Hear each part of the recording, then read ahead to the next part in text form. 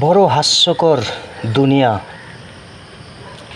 ভাবে চিন্তা করে পাই না। এসেছি ভবে একা, চলেও যাব একা।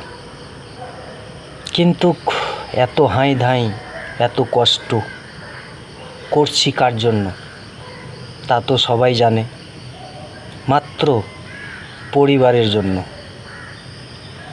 কিন্তু এই অধমের যদি পকেটে পয়সা না থাকে, সময় মতো যদি পরিবারের আশা আকাঙ্ক্ষা না মেটাতে পারো, তাহলে কেমন যেন মনে হয়। এত কষ্ট করেও উপবাসে তাদের আশা আকাঙ্ক্ষা মেটাতে পারছি না। নিজের স্বপ্ন তো দূরেই থাক, তাদের স্বপ্ন মেটাতে দেশ ছেড়ে প্রবাসে। যেই সময়টা সুখে বাড়িতে থাকার কথা, সেই সময়টা কাটছে প্রবাসে। কেন? কপালের দোষ। কপালের দোষ দিলে হবে না বন্ধু, কিছুটা নিজের কর্মের দোষ। তাই বলি নিজের